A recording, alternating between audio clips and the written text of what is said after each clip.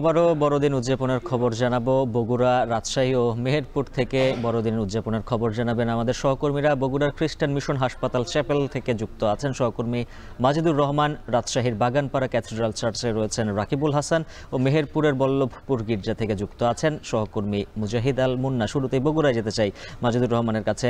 মাজিদ, জানাবেন এখন সেখানে কি কি আনুষ্ঠানিকতা চলছে?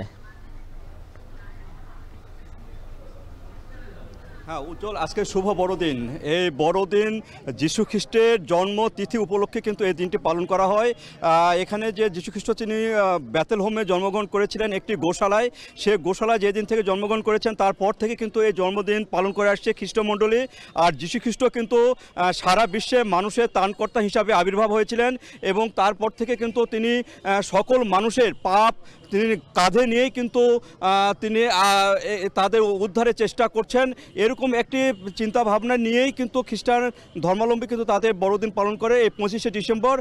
এই উপলক্ষে কিন্তু বিভিন্ন চার্চে সকাল থেকেই এখানে যে প্রার্থনা, সে প্রার্থনা সভা হচ্ছে এবং এখানে যে বগুড়ার যে এখানে খ্রিস্ট ধর্মীয় যে মণ্ডলী যে চার্চ, সে চার্চে কিন্তু সকাল থেকে তাদের ধর্মীয় উৎসব এখানে প্রায় এখানে শেষের দিকে। এরপরে এখানে কেক কাটা চলছে, এরপর এখানে যেটা হবে সেটা কীর্তন হবে। তাছাড়া সারা দিন ব্যাপী কিন্তু এখানে অনুষ্ঠানমালা আয়োজন রয়েছে।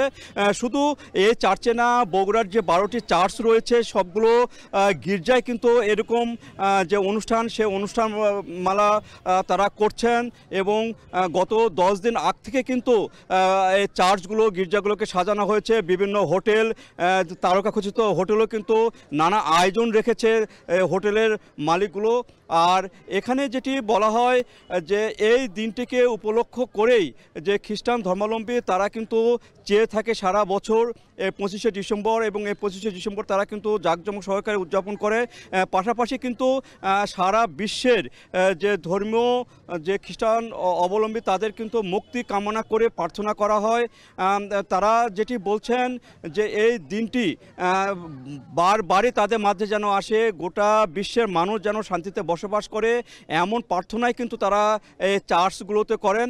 এবং এখানে যীশু খ্রিস্টের যে জন্ম, সে জন্ম যে ব্যাথেলহোমে একটি গোশালায় হয়েছিল, সেখান থেকেই যীশু খ্রিস্ট সারা বিশ্বের মানুষের যে ত্রাণকর্তা রূপে আবির্ভাব হয়েছিলেন এবং তাদের মুক্তির জন্য যে সংগ্রাম লড়াই করেছেন এবং নির্যাতন সহ্য করেছেন, সেইটিকে এই দিনটিতে তারা স্মরণ করেন এবং তারা চান যে যীশু খ্রিস্টর যে ধর্ম, যে খ্রিস্ট ধর্ম, সে ধর্ম অনুসারে যাদের রীতিনীতি, সেই রীতিনীতি অনুসরণ করে তারা কিন্তু স্বর্গবাসী হতে চান।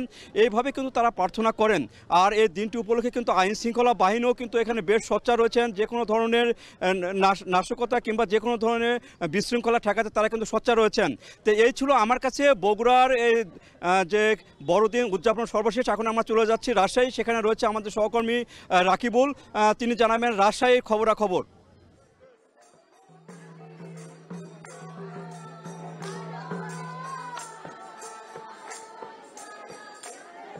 মাজিদ, আপনাকে ধন্যবাদ। আসলে সারা দেশের মতো রাজশাহীতেও কিন্তু বড়দিনের নানা আনুষ্ঠানিকতা হচ্ছে। আমরা সকাল থেকে আসলে প্রার্থনা দেখেছি রাজশাহীর বাগানপাড়া ক্যাথেড্রাল এই যে চার্চে আমরা আছি, এখানে দুটি প্রার্থনা হয়েছে। সকাল 9:30টায় যে প্রার্থনা সেটি শেষ হওয়ার পরে আমরা এখন যেটি দেখছি যে খ্রিস্টান ধর্মাবলম্বী যারা আছেন তারা এইটির যে বাকি আনুষ্ঠানিকতা উদযাপন করছেন এবং এখানে কীর্তন হচ্ছে এবং আনন্দ উদযাপনে তারা ব্যস্ত রয়েছেন। একই সাথে খ্রিস্টান পল্লী যেগুলো রয়েছে সেখানেও আমরা যে উৎসবের আমেজ সেটি ছড়িয়ে যেতে দেখছি। একে অপরের সাথে শুভেচ্ছা বিনিময় করছেন এবং একই সাথে আমরা এখানে দেখছি যে প্রত্যেকের সাথে কুশলাদি বিনিময় করছেন এবং তারা বলছেন দিনব্যাপী তাদের এই কার্যক্রম চলবে এবং প্রত্যেকের ঘরে যাবেন, তাদের সাথে শুভেচ্ছা বিনিময় করবেন এবং এর মধ্যে দিয়ে কিন্তু আসলে এই যে বড়দিনের যে আনন্দ সেটি আসলে ভাগাভাগি করে নিতে চান তারা। এখানে প্রত্যেকেই প্রার্থনা শেষে তারা যেটি বলেছেন, যারা দেশ এবং জাতির কল্যাণের পাশাপাশি পারিবারিক কল্যাণ কামনা করেছেন, বিশ্বের শান্তি কামনা করেছেন এবং প্রত্যেকেই কিন্তু এখানে আছেন। কিছুক্ষণ আগে আমরা এখানে দেখেছি বিশপ এবং রাজশাহীতে নিযুক্ত ভারতীয় সহকারী হাই কমিশনার তিনি কেক কেটেছেন। এছাড়াও জেলা প্রশাসনের পক্ষ থেকে এখানে খ্রিস্টান ধর্মাবলম্বী যারা রয়েছেন তাদেরকে আসলে কেক উপহার দেওয়া হয়েছে। এখানে আইন শৃঙ্খলা পরিস্থিতি পর্যাপ্ত আমরা দেখতে পাচ্ছি এবং যাতে করে কোনো ধরনের কোনো অপ্রীতিকর ঘটনা না ঘটে সে কারণে কিন্তু প্রত্যেকেই সজাগ আছেন এবং এখানে যারা এই যে উদযাপন করছেন তারা বলছেন আসলে বছর ঘুরে এই যে উৎসব এইটিকে তারা উপভোগ করবেন সারাদিন ব্যাপী, এবং এর মধ্য দিয়ে এই যে প্রার্থনা হয়েছে এই প্রার্থনার মধ্য দিয়ে কিন্তু তারা শান্তি কামনা করেছেন এবং যে কোনো ধরনের অকল্যাণ যেন আসলে সকলের থেকে দূরে থাকে সেইটির প্রার্থনা তারা করেছেন।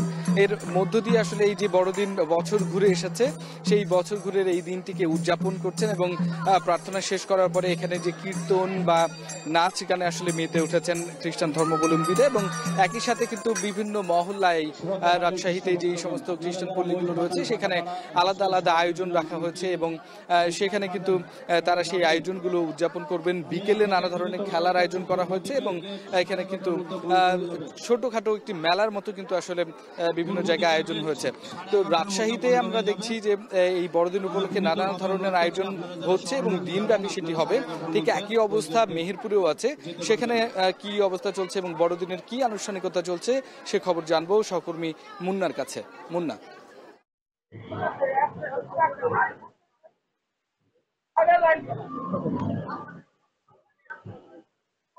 রাকিব, আপনাকে ধন্যবাদ। আপনি যেমনটি জানাচ্ছিলেন, রাজশাহীর মতো মেহেরপুরের মুজিবনগরেও কিন্তু বাংলাদেশের অন্যতম বৃহৎ খ্রিস্টান পল্লী হিসেবে পরিচিত। বিশেষ করে এখানকার আপনার বল্লভপুর, ভবেরপাড়া, রতনপুরে কিন্তু অনেক বড় গির্জা রয়েছে এবং এখানে কিন্তু অনেক খ্রিস্টান সম্প্রদায়ের মানুষ বসবাস করে। তো আজকের যে দিনটা, বিশেষ করে শুভ বড়দিন উপলক্ষে এই মুজিবনগরের যে খ্রিস্টান পল্লী সেগুলোতে কিন্তু এক ধরনের উৎসবের আমেজ আমরা লক্ষ্য করেছি গত কয়েকদিন থেকেই। বিশেষ করে আজ সকাল থেকে কিন্তু গির্জায় গির্জায় উপাসনা চলছে এবং সৃষ্টিকর্তার কাছে সারা বিশ্বের মঙ্গল কামনায় কিন্তু প্রার্থনা করছে। এছাড়াও আমাদের নিজেদের যাতে ভালো হয়, মানুষ যাতে ভালোভাবে চলতে পারে সেই সমস্ত প্রার্থনাও গির্জাগুলোতে করা হচ্ছে। এদিকে এই যে বড়দিন উপলক্ষে প্রতিটা বাড়িতেই কিন্তু স্টার উত্তোলন করা হয়েছে, মহল্লায় মহল্লায় গোশালা তৈরি হয়েছে। সব মিলিয়ে নিকট আত্মীয় যারা দূর দূরান্ত থেকে এক জায়গায় মিলিত হয়েছে, সব মিলিয়ে একটা উৎসব মুখর পরিবেশ কিন্তু আমরা লক্ষ্য করেছি। এবং এই বড়দিন উপলক্ষে বল্লভপুর যে গির্জা মাঠ সেখানে কিন্তু বড় ধরনের মেলার আয়োজন করেছে। আমরা লক্ষ্য করেছি মেলায় প্রায় 50টির মতো স্টল রয়েছে এবং জেলার বিভিন্ন এলাকা থেকে ব্যবসায়ীরা কিন্তু এই মেলাতে অংশগ্রহণ করেছেন। আমি শুধু খ্রিস্টান সম্প্রদায়ের লোকজন না, খ্রিস্টান সম্প্রদায়ের বাইরেও যারা অন্যান্য ধর্মের মানুষ তারাও কিন্তু এই মেলায় অংশগ্রহণ করছে এবং সেই সাথে এই যে বড়দিনের যে মাহাত্ম্য সেগুলো কিন্তু তুলে ধরা হচ্ছে সমস্ত মানুষের মাঝে। উজ্জ্বল, এই ছিল আমার কাছে বড়দিনের সর্বশেষ পরিস্থিতি। বড়দিন উদযাপনের খবর জানাচ্ছিলেন সহকর্মীরা। এখন জনপদে নিচ্ছে একটা বিরতি, ফিরছে একটু পর।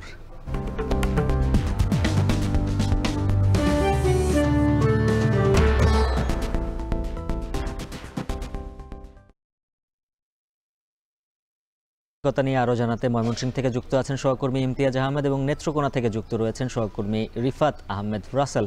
শুরুতেই যেতে চাই ময়মনসিংহে ইমতিয়াজের কাছে। ইমতিয়াজ, জানাবেন ময়মনসিংহে বড়দিনের উদযাপন কেমন চলছে এবং কি কি আনুষ্ঠানিকতা রয়েছে দিনব্যাপী?